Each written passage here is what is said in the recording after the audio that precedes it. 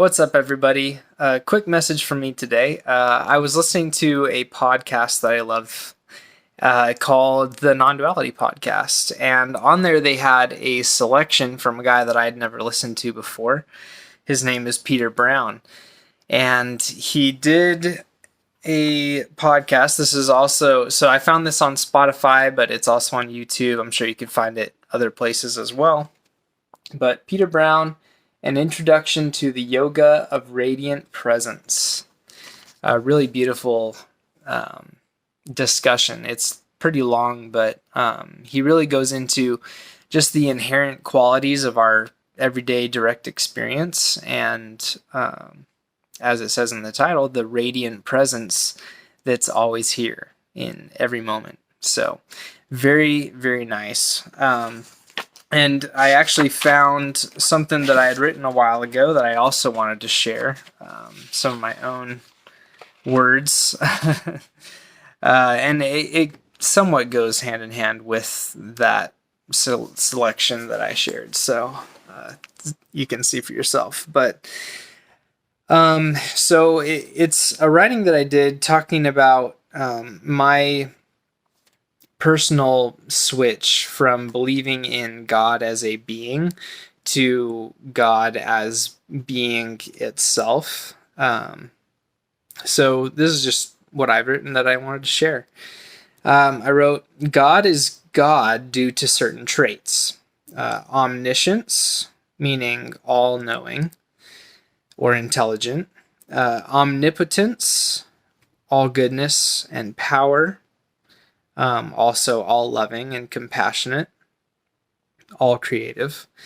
Omnipresence, which would be, presence, timelessness, beyond time and space, or you could say infinite or eternal. So these are kind of aspects typically attributed to God. And I wrote, if there is in fact a God being, it takes a certain amount of mental gymnastics or imagination to incorporate all of these divine traits to fit into a God being or embodied God idea. But let's say that these are embodied by this being we refer to as God. If this is truly the case, then let me postulate this. So I used to believe that as man is, God once was, and as God is, man may one day become. So if God developed these traits or acquired them over time, then these did not originate from him, but from some other source. And if these traits were bestowed to God, the being, then from what source, one might ask? We must then entertain the possibility that the source by which the God being that many worship received his godhood must unfathomably be somehow greater than or prior to him. The source of these traits might be thought of as the power of the priesthood, by which all things are or could potentially be done.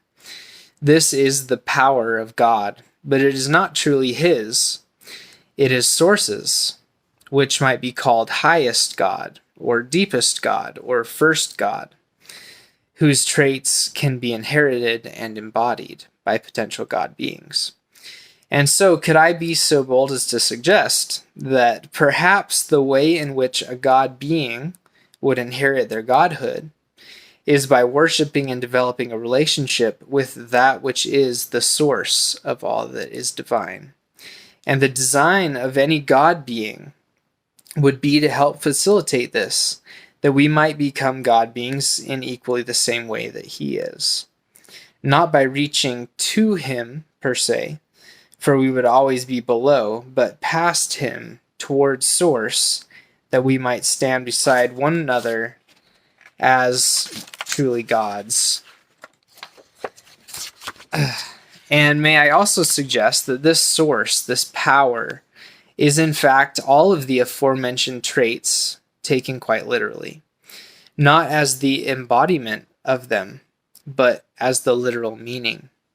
Here beyond space, now beyond time, love beyond love, creation beyond imagination, closer than close, power beyond control, eternally infinite, a being beyond embodiment, nothing beside everything, equally invisible, the all of the one and the one in all.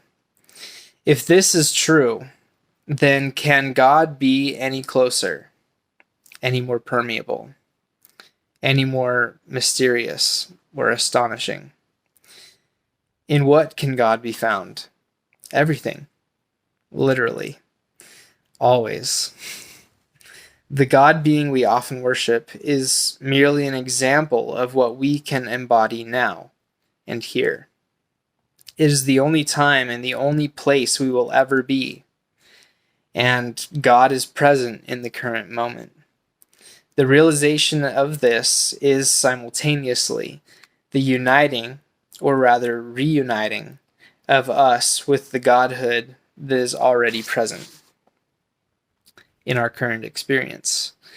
And understanding that we have lost from our childhood, which is the closest that we've been in this life to Godhood. So those are some words that I wrote in regards to how my perspective on God has changed over the years. But yeah, so I hope that you liked that, found it interesting at least. I will definitely say that I've never felt closer to God than when I reimagined how I thought about God and what my definitions for God were. When I really addressed those deeply for myself, I recontextualized what God was for me. And in doing so, in creating God synonymous with my everyday present moment experience, I've never felt closer to God, never felt more connected. So that's my personal perspective on that. Thank you so much for watching, and I'll see you in the next one.